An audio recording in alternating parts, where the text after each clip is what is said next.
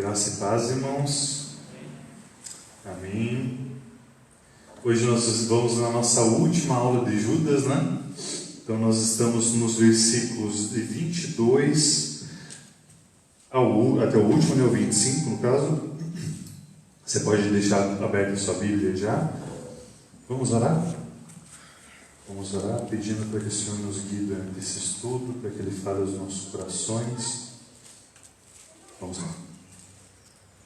Pai, nós queremos aprender de Ti, Pai, aprender a como Te honrar, Pai, com as nossas atitudes, a como entender o Senhor da maneira correta, porque se nós adoramos, nós adoramos a um Deus que tem todas as suas características e a gente não quer dizer que o Senhor é uma coisa que o Senhor nunca disse ser.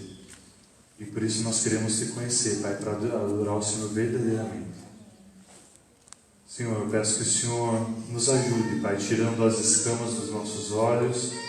Se o nosso coração tem se inclinado para coisas que não são Suas, que não Te agradam, Pai, que o Senhor possa estar nos quebrantando nessa manhã.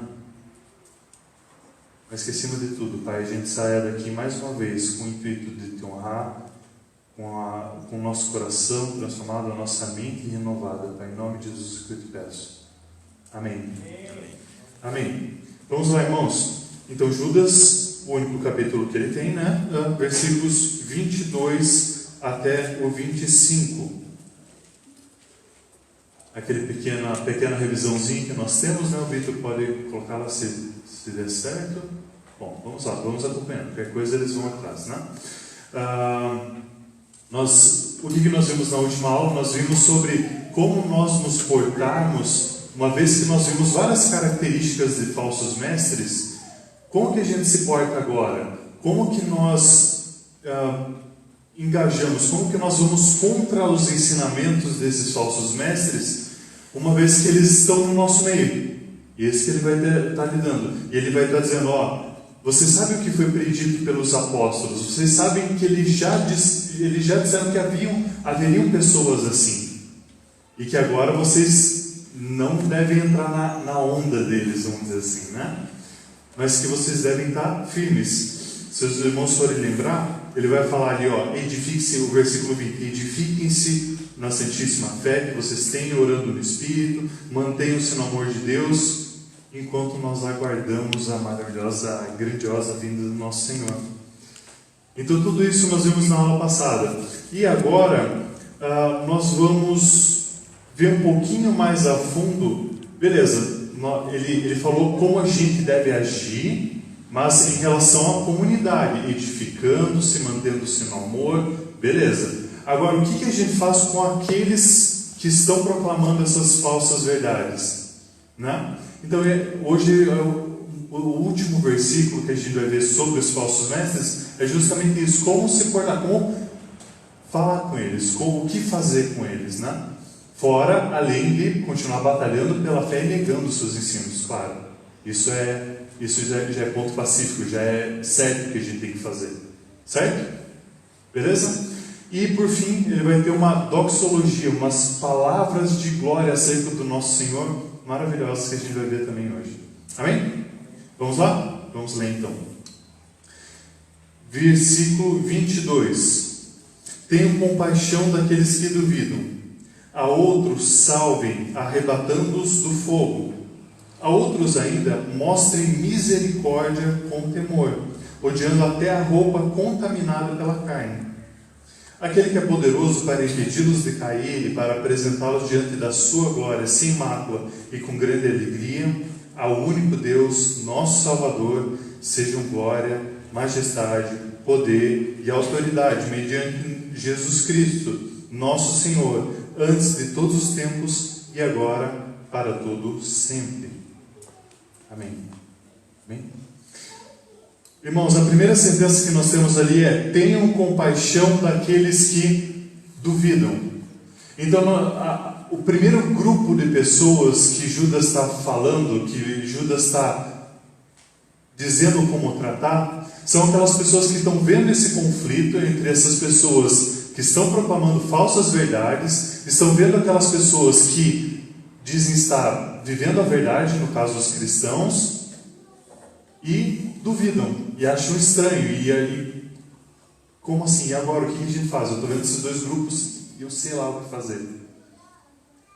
Então, para essas primeiras pessoas que ainda não têm entendimento, que têm dificuldades em lidar com toda essa situação, a primeira coisa que ele vai falar é: tenham compaixão daqueles que duvidam.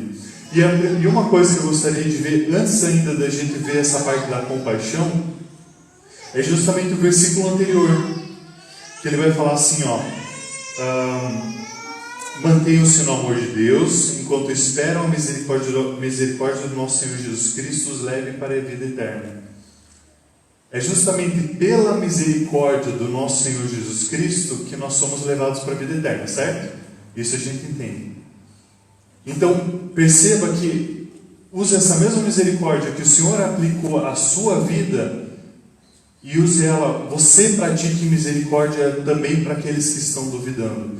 E nós vamos ver também aqui para aqueles que estão em erro.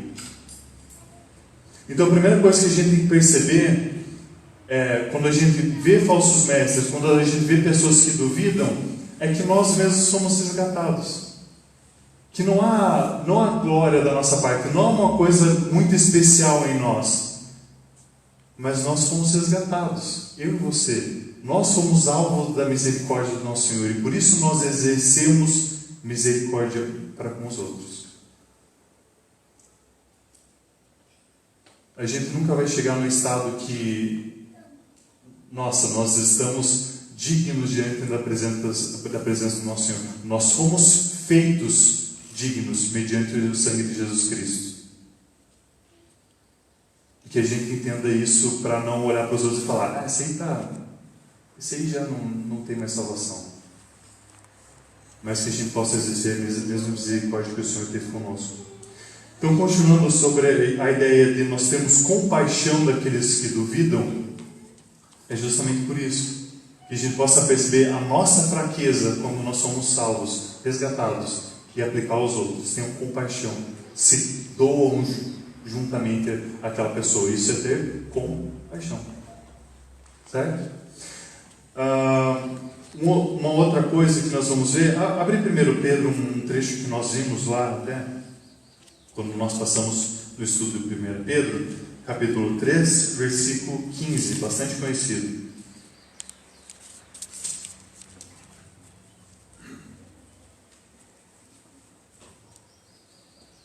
Antes, santifiquem a Cristo como o Senhor em seu coração.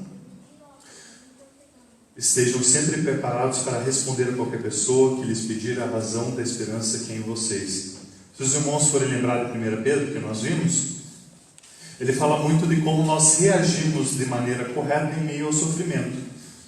E ao invés de nós reagirmos de forma carnal, ele está falando: olha, esteja preparado para dar a resposta da esperança que é em você. Esteja preparado para dar a palavra é apologia, uma resposta.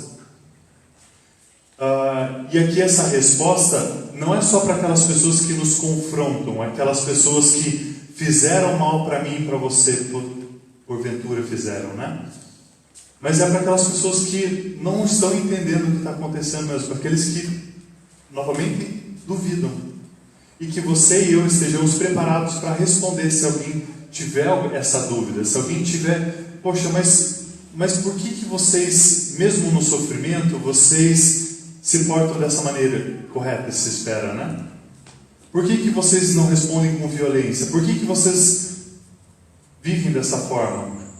E a gente é chamado para responder segundo o Evangelho. Olha, porque o Senhor me resgatou. Porque eu entendo que eu mesmo fui resgatado e por isso eu não vou agir com violência.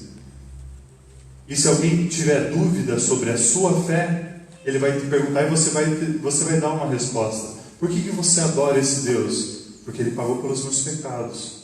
Porque Ele me resgatou. Ah, por que você é salvo? Ah, porque eu sou muito bonzinho e eu cresci numa igreja. Não, porque o Senhor se entregou por mim. Então aqui traz essa mesma ideia de dar uma resposta àqueles que duvidam. Nós temos misericórdia, compaixão daqueles que duvidam, que não estão entendendo. E agora o segundo grupo das pessoas que ele está falando. Então, o primeiro são aqueles que duvidam, outros salvem, arrebatando-os do fogo. Então, a ideia é daquela pessoa que ela viu a doutrina desse falso mestre e ela já começa a ir no mesmo... Essa simbologia de pecado vai trazer nenhum fruto da sua... Nesse tipo de ensino que ele estava falando desde o começo, de não estar ligando para a sua vida moral, de estar falando sobre coisas espirituais que a Bíblia não descreve, de estar envolvido em tudo isso, e nós vimos em resgate sim. Porém, qual que é a ressalva? Qual que é o detalhe que ele fala para a gente tomar cuidado? Com temor, odiando até mesmo a roupa contaminada pela carne. Que a gente perceba que quando a gente se envolve com pessoas que estão trazendo o falso ensino, existe um perigo da gente mesmo estar sendo contaminado pelo esse falso ensino. Então que a gente esteja com os nossos olhos e ouvidos muito bem preparados para sim proclamar do Evangelho, sim proclamar de arrependimento, mas não se envolver com essas práticas. Ficou claro então? Os três grupos. O primeiro grupo qual que é? Os que duvidam. E nós deveríamos estar trazendo instrução. Aqueles que não estão entendendo coisa nenhuma. Aqueles que, deixa eu ler aqui que eu até esqueci o termo. A outros salvem, arrebatando pelo fogo. O que ele quer dizer com isso? Aqueles que já se desviaram um pouquinho, talvez não sejam esses falsos mestres, mas que entraram na mesma linha deles. E o terceiro e último grupo são aqueles quais? Oi? Ímpios, aqueles são os falsos mestres em si, né? Quando a gente estava no seminário, tinha um professor nosso que ele falava assim que tem muito camaleão. O camaleão ele muda de cor, né? Se adapta a cada... Sim. Então realmente eu acho que muitos falsos profetas, muitos que não se desviaram tanto, né? São igual camaleão. O lugar que eles vão trabalhar, o lugar onde eles estão, eles se adaptam facilmente, né? Eles esquecem até aquilo que eles se apegaram, de repente até corretamente. Então eu acho que tem muito pastor camaleão, que se adapta ao lugar que a igreja, se a igreja pagar bem. E é exatamente isso que o próprio Judas vai falar no comecinho da carta dele, né? Aqueles que se encontravam no meio de vós. Então, realmente dá aparência justamente o que o pastor falou. E que é parte da comunidade, mas que na prática está trazendo um falso ensino. Beleza, nós vimos esses três grupos.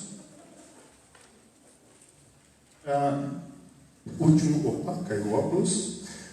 E a última coisa que eu gostaria de ver com os irmãos é justamente sobre esse cuidado, esse temor na hora de proclamar, na hora de trazer palavras para essa pessoa que está no erro. Um trechinho que eu gostaria de ler com os irmãos está em 1 Coríntios 9, 25 a 27.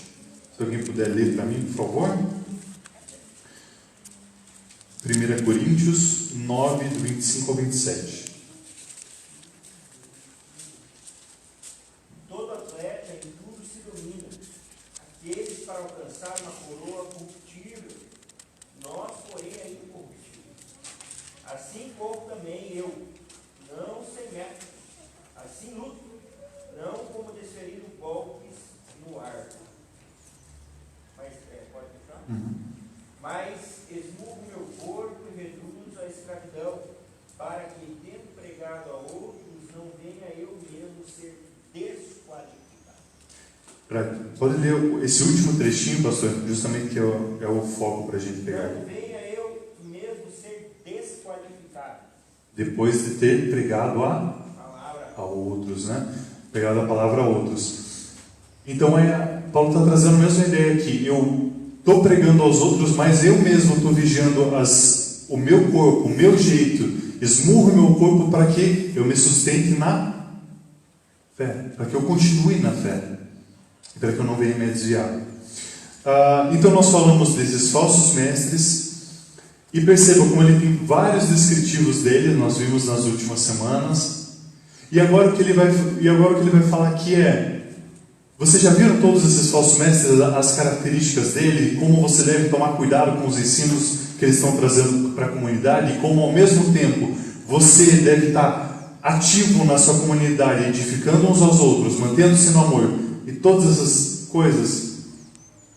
Agora, note que, apesar de eu ter ordenado, imagine Judas falando, né? Você fazer todas essas coisas, você tomar todos esses cuidados, perceba que existe uma ação do Senhor te mantendo no caminho. É isso que a gente vai ver. Perceba que, apesar de existir um mandamento, algo para você se envolver, se engajar, nós temos o Senhor também trabalhando. E você não pense que você está sozinho. Deixa eu só ler o 24 e 25 para vocês entenderem melhor o que estou querendo dizer. Aquele que é poderoso para impedi-los de cair e para apresentá-los diante da sua glória, sem mácula e com grande alegria. Quem que ele está falando? O Senhor. O que ele está fazendo? Poderoso, ele é poderoso para impedi-los de cair e nos apresentar limpos, sem mácula, perante o Senhor. Então você perceba que, apesar dos diversos avisos, você não está sozinho. Você não foi, o Senhor não te dá uma tarefa extremamente difícil e diz assim, vai, você sozinho. Mas ele disse, vamos.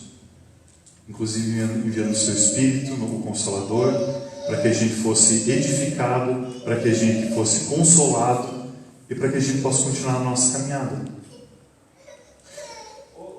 Lembrei do versículo aqui, bem interessante.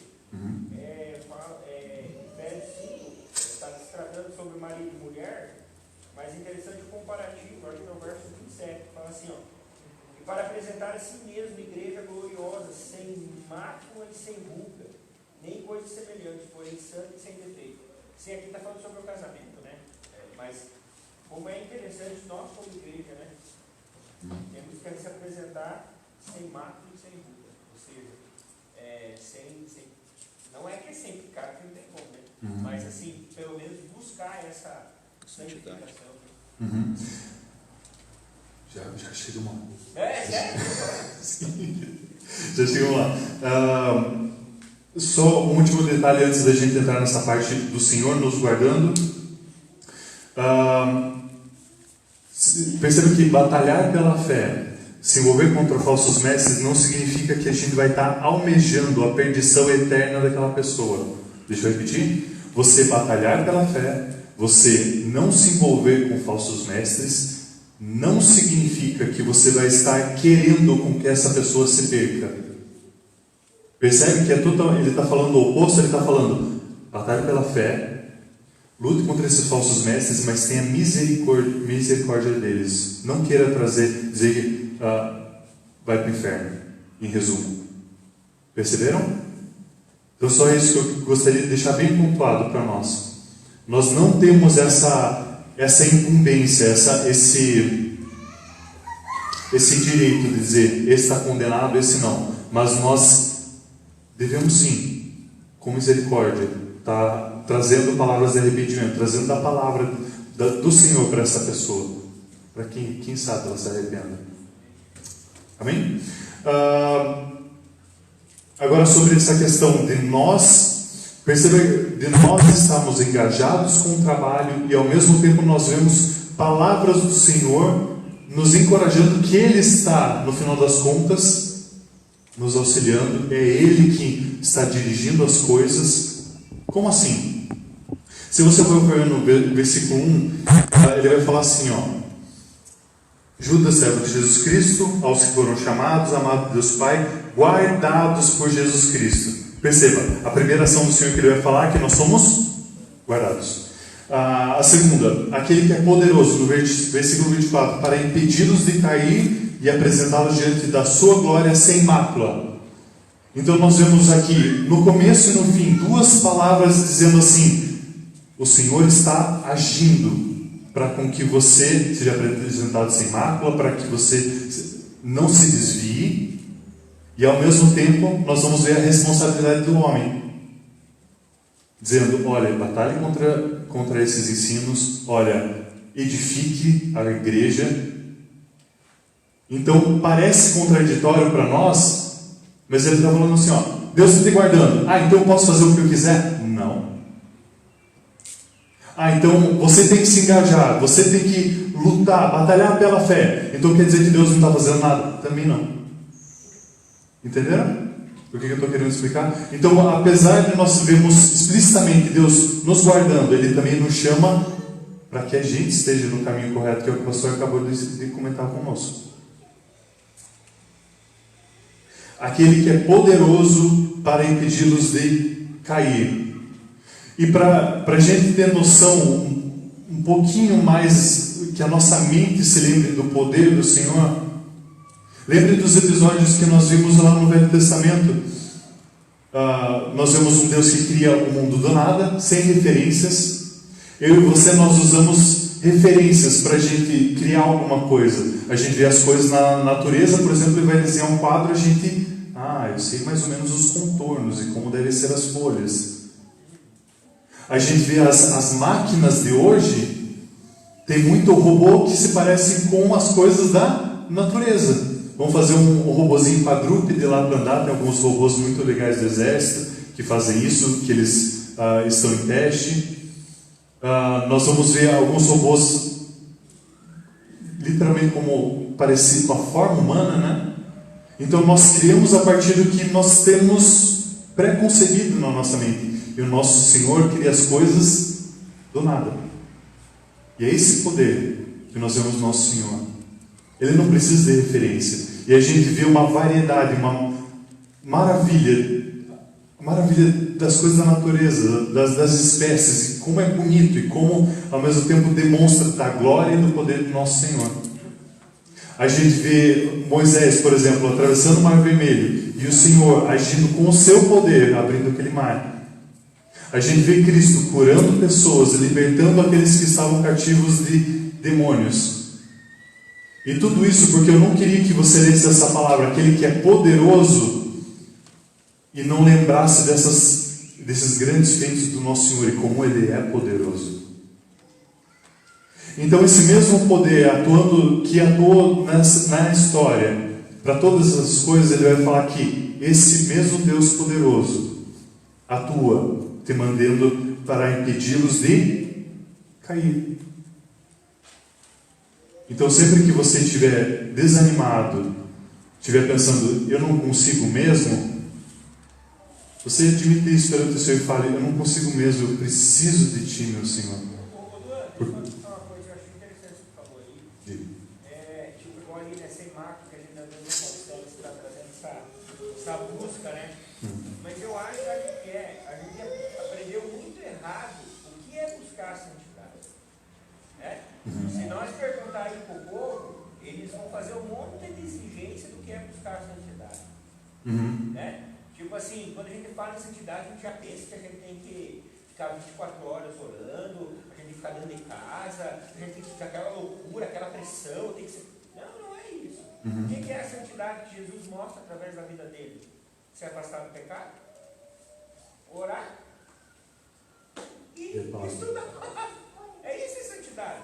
Não, as pessoas acham que santidade é... Seu monge, né? Não, nós não podemos, irmão, que é isso? Nós estamos no tempo da santidade. Eu estou no tempo da santidade depois que eu me converti, estou tentando, né? Então, esse que é o problema. Aí cai em peso, é igual os fariseus, coloca em peso.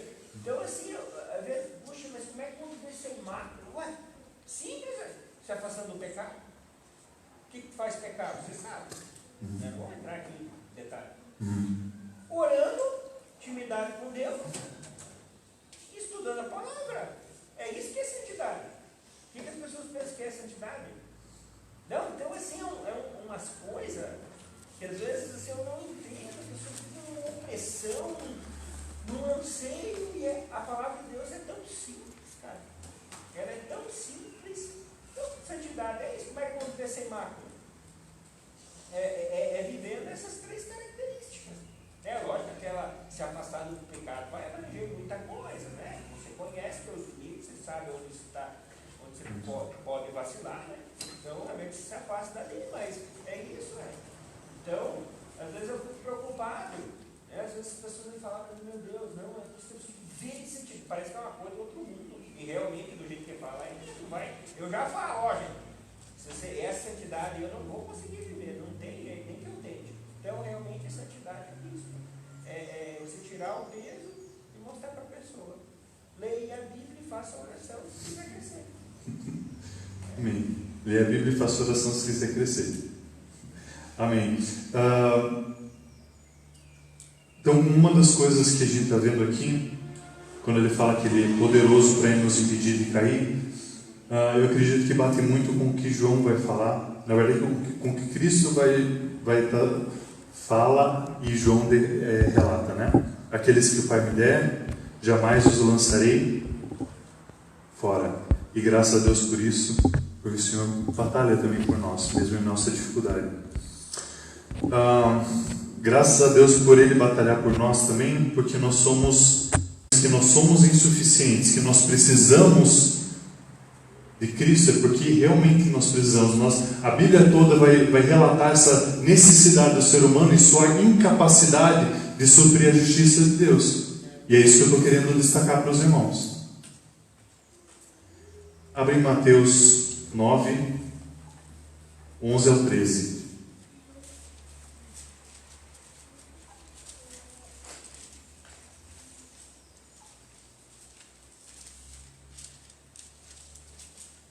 Do 10 ao 13. Mateus 9, do 10 ao 13. Estando Jesus em casa, foram comer ele e seus discípulos publicanos e pecadores.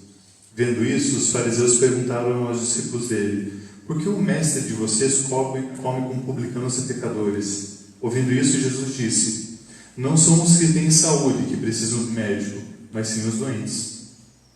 Vão aprender o que significa isso: desejo misericórdia e não sacrifícios, pois eu não vim para chamar justos, mas pecadores. E agora deixa eu te fazer uma pergunta. Na perspectiva de Cristo, existe algum justo? Então, quando ele está falando acerca desses homens que estão se achando justos, ele está falando: olha, até que você reconheça a sua necessidade do Salvador, você não vai ser curado, você não vai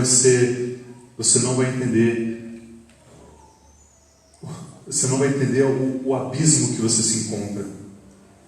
Então pare de achar que você é o justo, pare de achar que você não precisa de Cristo, que é o que esses homens estavam fazendo, e comece a perceber a sua necessidade de Cristo. Pode falar, irmão. Isso aí puxa naquele versículo que Jesus fala, quando ele cura o cego, ele fala, ele está falando, e os fariseus falam: por acaso nós somos cegos também? E ele diz, né, se vocês não se consideram cegos, então não posso fazer nada por vocês, né? Que é a mesma ideia de nós.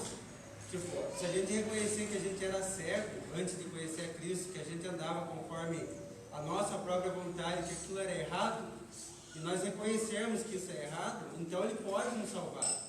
Mas se a gente quiser andar como os fariseus andavam, achando que eles estavam certos, que eles não tinham pecado e que eles não precisavam ser salvos, então a gente vai estar caminhando para o abismo, conforme ele já deixou bem claro. A gente precisa, é o que você falou, a gente precisa puxar para o arrependimento. A gente tem que se arrepender, mas a gente tem que saber do que a gente está se arrependendo.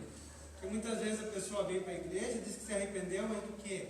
A gente reconhecer a essência daquilo que nós fomos resgatados, do pecado, da falta da presença de Deus. Reconhecer que nós éramos cegos e agora nós enxergamos, que nem Ele fez com o cego de nascença. Ele era um cego e agora Ele enxerga. Agora a gente enxerga porque a gente vê a glória de Deus. Não porque nós somos merecedores, mas porque Ele nos deu a visão.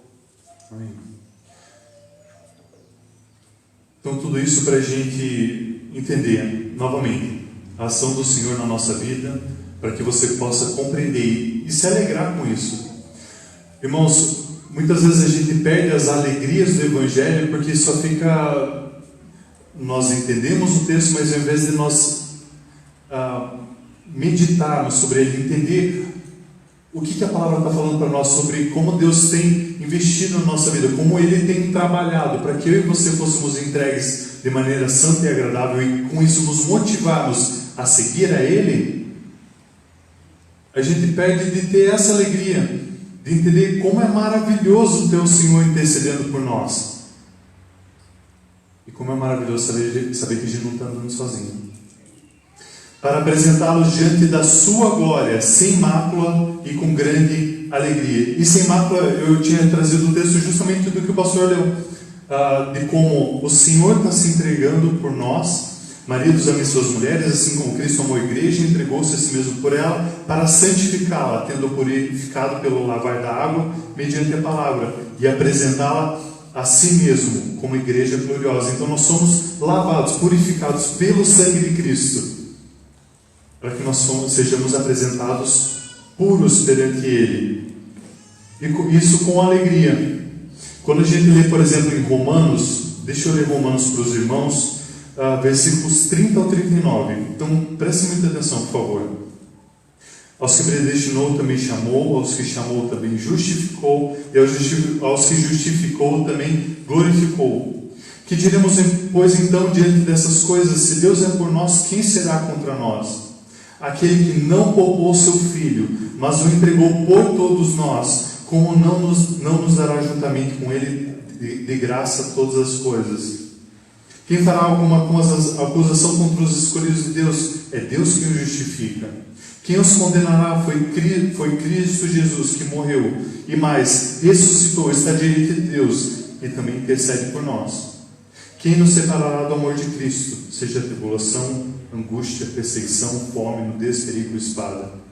Como está escrito, por amor de ti enfrentamos a morte todos os dias, somos considerados como ovelhas destinadas ao matadouro, mas em todas essas coisas somos mais que vencedores por meio daquele que nos amou.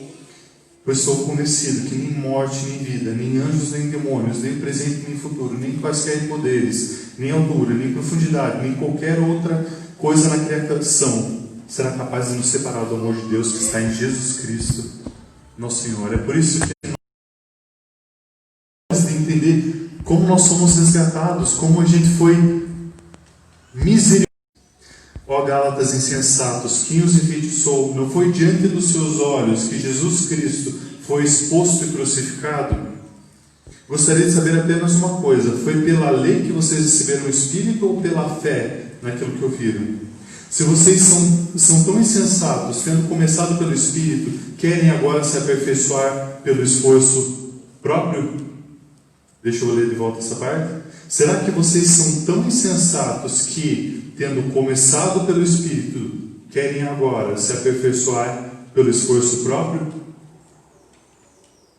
A gente pode ter a falsa noção de que nós fomos resgatados por Cristo e agora você continua a batalhar pelo teu punho. E não é assim que a palavra descreve. A palavra vai descrever que o Espírito nos auxilia. Sim, o Espírito nos quebranta conforme nós estamos, se nós estivermos andando em caminhos tortuosos, vai nos aconselhar. Mas que a gente perceba a nossa contínua necessidade da ação de Deus na nossa vida. E como nós somos dependentes dele para tudo. Sem mim, nada podereis fazer, nada.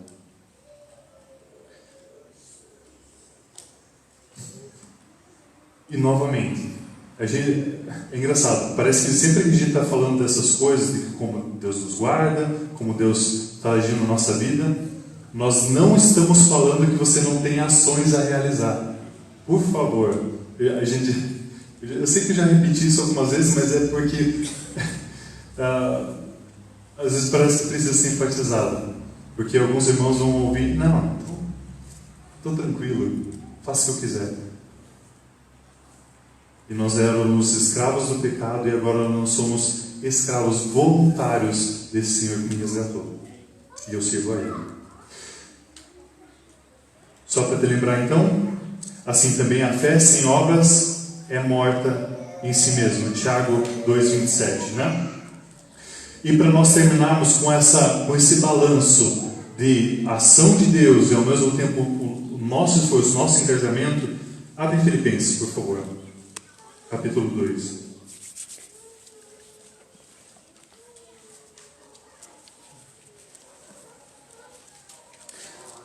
capítulo 2, versículo 12. Assim, meus irmãos, como sempre vocês obedeceram, não apenas na minha presença, porém muito mais agora na minha ausência. Ponham em ação a salvação de vocês, com temor e tremor. Pois é Deus quem efetua vocês tanto querer quanto realizar, de acordo com a boa vontade dele. Perceba como Deus, como ele vai estar falando assim, haja, porém entenda que é Deus fazendo em você, ao mesmo tempo. Então, novamente, nós vemos um chamado a realizar e nós vemos um Deus trabalhando na nossa vida. Amém? Ficou claro, né? Ninguém ficou com dúvida nessa parte, né? Boas? Para nós terminarmos, versículo 23 de Judas, você pode voltar lá.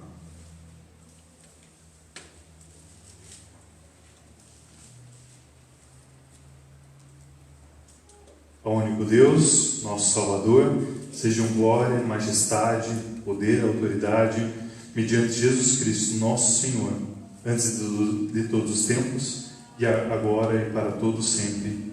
Amém.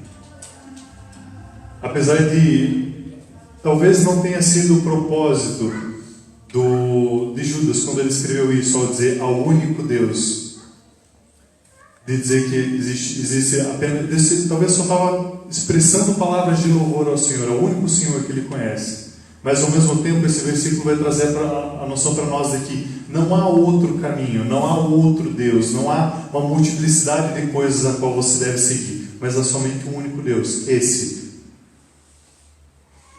que você deve seguir. Nosso Salvador, sejam glória, majestade, poder e autoridade. Sejam glória, que nós possamos perceber que todas essas características de majestade, poder e autoridade devem necessariamente apontar para o quê? Para a exaltação, para a glorificação, para a elevação do nosso Senhor, e somente para isso. Quando a gente vê aqui que ele vai falar que ele tem todo o poder, e nós já vimos como ele é poderoso no comecinho da nossa aula, nos vários exemplos que a palavra nos mostra, mas vai falar justamente sobre isso, sobre a capacidade, a onipotência do nosso Senhor, como ele pode realizar o que ele bem entende. A autoridade, ou em algumas traduções ele vai trazer também soberania ou domínio, o direito de governar sobre todas as coisas. Esse é o nosso Senhor. Mediante Jesus Cristo, nosso Senhor, antes de todos os tempos, agora e para todo sempre. Então nós vemos o nosso Senhor antes de todas as coisas, antes da criação. Nós vemos o nosso Senhor no presente, atuando com o seu poder, com a sua majestade, com a sua glória. Apesar de nós termos um mundo em pecado, nós vemos isso. E para todo sempre. Amém. Que assim seja. Amém, irmãos? Com essa lição você possa perceber, se curvar diante de um Senhor que tem agido na minha e na sua vida, para que você seja entregue de forma imaculada, pura a Deus, e que você possa perceber as suas ações, o que você deve fazer, o seu chamado de pregar o Evangelho, de viver uma vida em santidade, ler a Bíblia e faça oração se quiser crescer. Então que a gente possa perceber tudo isso e trazer no final das contas, dizer a mesma coisa que Judas disse: ao nosso Deus, nosso único Salvador, sejam glória, poder e majestade. Amém? Vamos orar? Pai, com esses trechos da Tua Palavra que nós vemos a nossa incapacidade, como a gente é pequeno, e ao mesmo tempo a gente vê a gloriosa ação Sua na nossa vida. Que isso possa trazer quebrantamento para nós, Pai. Que a gente possa ver o grande sacrifício que foi feito em nosso lugar e dizer: eu quero seguir esse Senhor. Ele é meu Deus.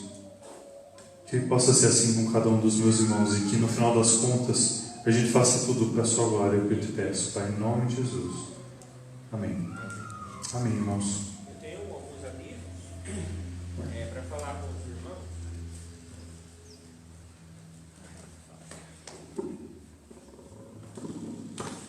Tem alguns avisos para falar com os irmãos.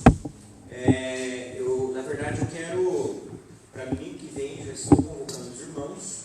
Nós não teremos EPD, nós teremos Assembleia, tá? Nossa Assembleia, então, Domingo que vem, às 10 horas da manhã, presencial, né? Será aqui na igreja. Outra coisa, sábado, irmãos, eu já convoquei os homens e estou convocando de novo. Sábado, a partir das 9 horas da manhã, os irmãos aqui. Nós vamos estar dando uma geral na igreja, precisa fazer algumas coisas, né? Pintar alguns buracos aí, algumas coisas que precisam ser feitas. Então, os irmãos estão convocados. A questão do almoço a gente vai definir durante a semana, a gente vê como é que a gente faz, tá bom? Qual outro aviso? Meu Deus, tinha mais aviso. Bom, enfim, eu lembrei desse depois muito. Das pizzas. O Gabriel me avisou ontem.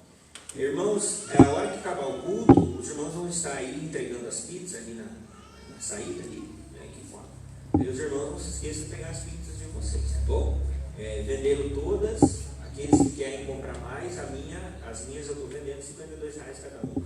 Vocês fiquem à vontade, tá bom? Estou brincando e os irmãos ali no final, ali, os irmãos podem pegar as suas pizzas e ir para casa. Beleza? Deus abençoe a cada um, Deus cuide de cada um. E hoje nós temos a ceia do Senhor, às 18h30. Beleza? Pastor, posso dar um recado? Pode.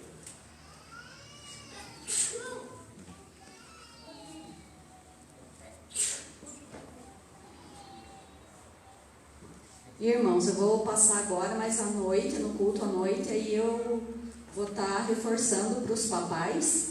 Assim, durante essa semana agora, as professoras vão estar fazendo uma maleta do culto no lar. O que será essa maleta? A tia vai explicar. Essa maleta, dentro vão estar Bíblia, vai estar uma agenda, vai estar alguns livros. Por quê? Próximo domingo, à noite, do culto da noite, essa noite a gente vai estar, essa semana a gente vai estar procurando fazer. Próximo domingo, no culto à noite, a gente vai começar a fazer um sorteio. Nesse sorteio, cada criança vai levar para casa a maleta. Essa maleta vai ter uma agenda, que ali o papai, a mamãe, as crianças que já sabem escrever, os juniores mesmo podem escrever como que vai estar sendo esse culto no lar. Eles vão estar orando, vão estar lendo a Bíblia, vão estar lendo o livro que vai dentro de história e vão estar contando nessa agenda como que foi a semana. Vai passar a semana com aquela criança. No próximo domingo, quando a criança estiver entregando a maleta, vamos fazer outro sorteio para durante a próxima semana outra criança também junto com a família possa estar fazendo esse culto no lar. Creio que vai ser bênção, as crianças estão precisando, irmãos, nós temos orado muito pelo nosso ministério infantil.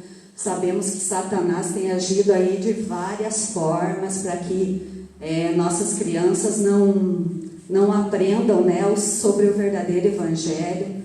Te peço também para que os irmãos orem pelas professoras, orem pelo ministério infantil. Deus tem colocado no meu coração, a partir do ano que vem, se eu não me aposentar, né?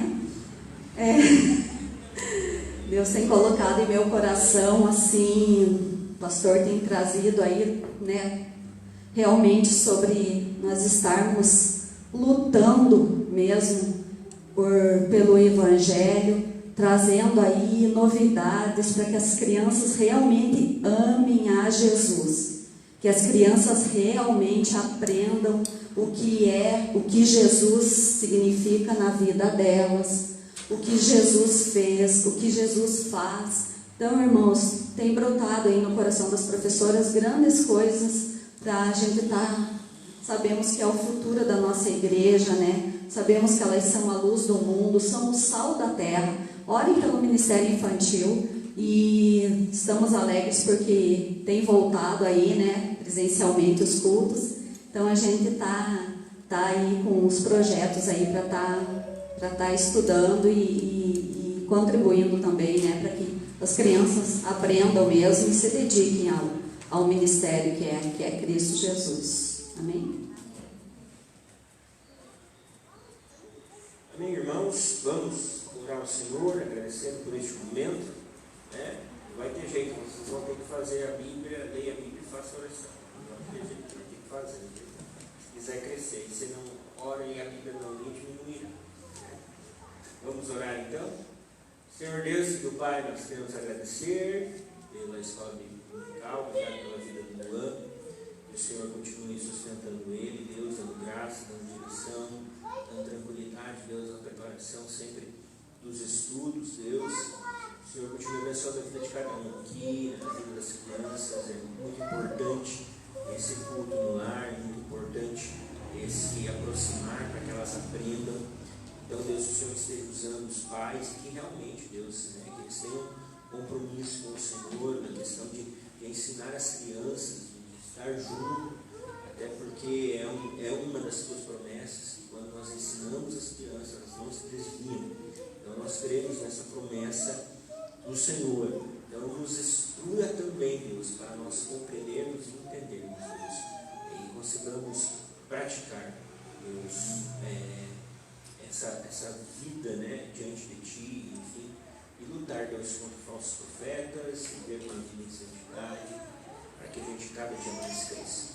No nome do Senhor Jesus, nos pedimos por hoje à noite, a ceia, lembraremos o Teu grande sacrifício na cruz, a Tua ressurreição, comemoraremos sempre a vitória na cruz, a vitória na morte, e hoje nós temos a vida eterna, Deus, que logo, logo nós estaremos com o Senhor e contemplando face a face. No nome do Senhor Jesus, Seu Filho. Amém e amém. Irmãos, Deus abençoe, fiquem na paz, e às 18h30, se Deus assim permitir.